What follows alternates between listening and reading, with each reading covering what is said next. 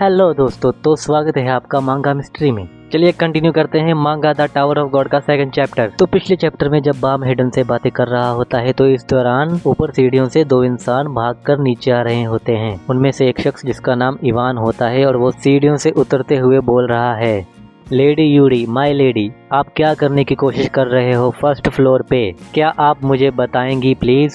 उसके आगे एक लड़की यानी यूरी भी जल्दी जल्दी सीढ़ियों से उतर रही होती है और फिर वो जवाब देती है, इस टावर पे एक इर्रेगुलर ने कदम रखा है और वो खुद गेट ओपन करके आया है। फिर इवान हैरान होकर बोलता है, क्या सही में आप सच कह रहे हो क्या? फिर यूरी कहती है, हाँ सच में किसी ने गेट ओपन किया है। फिर इवान कहता है, अगर ये सच है फिर तो ये खेल बदल देने वाली खबर है। मुझे यकीन नहीं हो रहा कि एक इर्रेगुलर फर्स्ट फ्लोर में है। यूरी, हाँ इवान, ये एक बड़ी बात है। इवान, पर माय लेडी, ये मत कहना कि आप उसे देखने नीचे जा रहे हो। यूरी, पर मुझे क्यों नहीं जाना चाहिए? वो फर्स्ट फ्लोर पे हेडन के साथ है और कुछ ही टाइम में टेस्ट शुरू हो जाएगा। इवान, आप क्यों देखना चाहते हो उसे? यूरी, तुम्हें नहीं लगता ये देखने में मजा आएगा? इवान, ना बिल्कुल नहीं, ये खतरनाक है। यूरी हंसते हुए, डरपोक कहीं के। इवान, क्या होगा अगर हेडन को पता चल गया तो? फिर यूरी बोलती है, चिंता मत करो तुम छोटे बच्चे। फिर दोनों सीढ़ियां उतरने के बाद नीचे बाम को देखते हैं। फिर इवान थका हुआ कहता है, हम पहुंच गए, उम्मीद है हेडन हमें ना देखे। यूरी कहती है, इवान वहाँ देखो, नया लड़का और हेडन। इवान, कहाँ कहाँ? फिर यूरी सुनकर हंसती है और कहती है, तो तुम्हें भी देखना है? इवान, हाँ अब यहाँ आ ही गए हैं तो देख लेते हैं। यूरी, देखने में तो वो कुछ खास नहीं लग रहा, मुझे लगा ये भी कोई मॉन्स्टर होगा यूडक जैसे। इवान, तुम क्या सोचते हो इसके बारे में एक गाइड के नजरिए से? तुम्हें लगता है उसके पास कोई छुपी हुई शक्ति होगी? इवान, है तो वो फुर्तीला पर दिखने में कमजोर लग रहा है। मुझे कोई पावर महसूस नहीं हो रही जैसे पिछले इर्रेगुलर से हुई थी। ये तो बस एक आम इंसान है। यूरी, क्या सच्ची सभी इर्रेगुलर के पास बीम नहीं होती है क्या, जो उनकी दोनों टांगों के बीच से निकलती हो जैसे यूरक के? इवान ये सुन के शौक हो जाता है और मन में सोचता है, अबे पागल औरत थटिया गई है क्या? वहाँ से बीम नहीं कुछ और निकलता है। और बोलता है, माय लेडी, यूरिक के पास भी ऐसा कुछ नहीं था। फिर यूरी उदास होकर बैठ जाती है और कहती है, क्या टाइम वेस्ट है यार, मैं तो बहुत उम्मीदें लगा के बैठी थी। फिर इवान बाम को देखते हुए बोलता है, ये थोड़ा अजीब है, अब तक जितने भी इर्रेगुलर थे सभी पावरफुल थे, पेंटामिनियम या यूरिक जैसे, पर ऐसा लगता है ये तो टेस्ट भी पास नहीं कर पाएगा। यूरी, हाँ सही कहा, ये तो नामुमकिन है एक आम इंसान के लिए जैसे कि ये, और ऊपर से टेस्ट भी द बॉल है। इवान, ये थोड़ी बेरहमी नहीं है व्हाइट स्टील ईल को उसके सामने ऐसे खड़ा करना जो इतनी शक्तिशाली है, नॉर्मली 20वें फ्लोर पे इस्तेमाल होती है टेस्ट के लिए। फिर यूरी उठकर कहती है, हेडन को शायद उसका आना पसंद नहीं आया, इसलिए वो चाहता है लड़का टेस्ट देने से पहले ही डरकर भाग जाए। पर जो भी हो, वो टेस्ट दे या ना दे उसका कोई चांस नहीं है। वो इनर टावर में नहीं पहुंच पाएगा, यहाँ तक कि अगर उसने टेस्ट दिया तो मर जाएगा बेचारा। क्या हम उसकी हेल्प करें? इवान, क्या हम क्यों करेंगे? यूरी, बस थोड़े मजे के लिए, क्योंकि इर्रेगुलर हमेशा टावर में तमाशा और गड़बड़ी करते हैं। इवान, हमें कोई गड़बड़ी या तमाशा नहीं चाहिए और इर्रेगुलर का यहाँ आना मना है। और वहाँ बाम हाथ में लिए हुए चाकू को देख रहा होता है और इवान कहता है, नहीं आपको हेल्प नहीं करनी चाहिए, अगर किंग को पता चल गया तो हम सब मारे जाएंगे। यूरी सोच रही होती है और कहती है, इवान, चलो जो भी है, वैसे भी वो टेस्ट नहीं देगा। इतने में बाम पिंजरे की तरफ भागता है और यूरी देखती है और कहती है, देखो वो पिंजरे की तरफ भाग रहा है। इवान, क्या वो क्यों भाग रहा है? क्या वो टेस्ट देने लगा है? अबे चूतिया है क्या? यूरी हंसते हुए कहती है, यस मुझे पता था, ये मुझे निराश नहीं करेगा। इवान, मैं थोड़ी देर में वापस आती हूँ। इवान, क्या?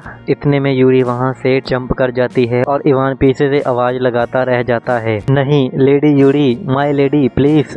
फिर यूरी जंप करते हुए कहती है, तुम चिंता ना करो इवान। इवान, मुझे चिंता है क्योंकि आपका तो कुछ नहीं जाएगा पर मेरी लग जाएगी। बाम भाग रहा होता है और इतने में यूरी ऊपर से बोलती है रुको। बाम ऊपर देखता है और सोचता है कौन है, इतना बड़ा पैर, और यूरी उसके मुंह पे किक करके पीछे को जंप करके खड़ी हो जाती है और बाम गिर जाता है। यूरी को देखकर हैडन मन में कहता है ओ ये यहाँ। फिर यूरी बाम को कहती है हेलो नए लड़के, तुम्हें मरने का शौक चढ़ा है क्या? और बाम यूरी को देखकर सोच रहा होता है ये कौन है, क्या कह रही है ये। यूरी हेलो बताओ मुझे, तुम्हें समझ आ रहा है मैं तुम्हें क्या कह रही हूँ? फिर यूरी हैडन की तरफ देखकर कहती है हैडन क्या तुमने अभी तक इसे पॉकेट नहीं दी? हैडन ओ अब याद आया, मैं इसे पॉकेट देना तो भूल ही गया। यूरी गुस्से में भूल गए? अबे चूतिए सटिया गया है क्या? तुम सबसे पुराने गार्डियन हो टावर के, मुझे लगता है तुमने जानबूझकर नहीं दिया। हैडन नहीं ऐसा नहीं है, मैं भी कभी कभी गलती कर देता हूँ। फिर यूरी ऊपर की तरफ देखकर इवान को आवाज लगाती है इवान यहाँ नीचे आओ, वहाँ ऊपर मत खड़े रहो। इवान अबे साली पागल औरत मरवाएगी क्या? मुझे क्यों बुला रही है जबकि हैडन वहीं पे खड़ा है। यूरी इवान जल्दी आओ नीचे। इवान नीचे जंप करता हुआ बोलता है आ रहा हूँ भैंचो, गांड में घुस जाओ। फिर इवान नीचे पहुँच जाता है और हैडन उसकी तरफ देखकर बोलता है मुझे पता था तुम इसके गाइड हो इवान एड्रॉक। इवान मुस्कुराते हुए अरे बहुत दिनों बाद मिले हो मिस्टर हैडन, तुम अभी भी जवान और हेल्थी दिखते हो। यूरी इवान की बात काटते हुए कहती है भोसड़ी के ये छोड़ो, तुम्हारे पास एक्स्ट्रा पॉकेट है ना, दो इस लड़के को। इस चूतिए हैडन ने इसे पॉकेट तक नहीं दी। फिर इवान अपने बैग में देखता है और कहता है हाँ हाँ ठीक है, तो इसीलिए तुमने मुझे नीचे बुलाया है। और फिर अपने बैग में पॉकेट ढूंढता है और इवान कहता है ओ ये रही, ये लो लड़के, ये ए ग्रेट पॉकेट है। फिर बाम को वो पॉकेट दे देता है और बाम पॉकेट की तरफ देख कर सोचता है ये पत्थर जैसा क्या है, ये मेरे लिए है। बाम उस पॉकेट को पकड़ने लगता है और बाम के छूते ही पॉकेट एकदम शाइन करता है और गायब हो जाता है। फिर बाम की राइट साइड एक छोटा गोला बन जाता है और इवान कहता है अच्छा है ना, तुम्हें पॉकेट कैसी लगी? तुम अब समझ सकते हो मैं क्या कह रहा हूँ? फिर यूरी बोलती है वो पॉकेट की रैंक बहुत ज्यादा है तुम्हारे लिए, थैंक यू कहो बच्चे। कैसी है ये, तुम समझ सकते हो मैं क्या कह रही हूँ? फिर बाम पॉकेट की तरफ देखकर मन में कहता है मैं अब इनकी भाषा समझ सकता हूँ। ये पत्थर है, ये पत्थर की वजह से है क्या जो मुझे भाषा समझने में हेल्प कर रहा है? यूरी हाँ सही कहा। बाम ये कैसे हो सकता है? फिर इवान कहता है इसमें सरप्राइज होने वाली बात नहीं है, चलो मैं अपना इंट्रो देता हूँ। मेरा नाम इवान एड्रॉक है, मैं टावर का ए रैंक गाइड और रैंकर हूँ। और वहाँ जो लेडी है लेडी यूरी वो भी एक रैंकर है। और मैंने जो तुम्हें दिया है उसे पॉकेट कहते हैं, जो कि जरूरी है टावर पे चढ़ने के लिए। उसमें लैंग्वेज ट्रांसलेट के अलावा बहुत फंक्शन है और ये कोई भी लैंग्वेज को ट्रांसलेट कर सकता है। और हाँ एक और बात, पॉकेट को कहो इनविजिबल मोड। फिर बाम पॉकेट को कहता है इनविजिबल मोड और पॉकेट गायब हो जाती है। बाम पत्थर तो गायब हो गया। इवान घबराने की कोई बात नहीं है, वो बस इनविजिबल है, कहो विजिबल मोड और वो दिखने लगेगी। बाम ओ थैंक यू। इवान मन में सोचता है उसने पॉकेट क्या दी, लात पड़ी भूल गया। इतनी देर में यूरी कहती है हैडन तुम सच में इतने कठोर बनोगे क्या इसे निकालने के लिए, क्योंकि ये इर्रेगुलर है? हैडन कहता है आपने गलत समझा प्रिंसेस, मैं बस अपनी ड्यूटी निभा रहा हूँ, मैं ऐसा कभी नहीं करूँगा इसे बाहर निकालने के लिए। यूरी ये कोई बात नहीं हुई, ये टेस्ट 20वें फ्लोर पे होता है। फिर हैडन आप भूल गई क्या प्रिंसेस यूरी, ये एक इर्रेगुलर है और जितने भी इर्रेगुलर टावर पे आए हैं सभी बहुत पावरफुल हैं। ये एक सही टेस्ट है इर्रेगुलर के लिए क्योंकि वो स्पेशल होते हैं। फिर यूरी सोच में पड़ जाती है और इतने में बाम बीच में बोल पड़ता है मुझे माफ करना बीच में टोकने के लिए, पर तुम लोग इर्रेगुलर बोलते जा रहे हो, ये है क्या? फिर यूरी उसका जवाब देती है ये नाम उनके लिए है जो खुद टावर में गेट ओपन करके आए हैं, जिन्हें टावर ने खुद नहीं चुना अंदर आने के लिए। पुराने टाइम से इर्रेगुलर गड़बड़ी और बदलाव लाए हैं टावर में, क्योंकि उनके पास बहुत पावर होती है, उनसे दूसरे डरते हैं। फिर यूरी हैडन को बाम की तरफ हाथ करके कहती है पर देखो ये अलग है उन सब से। बाम क्या?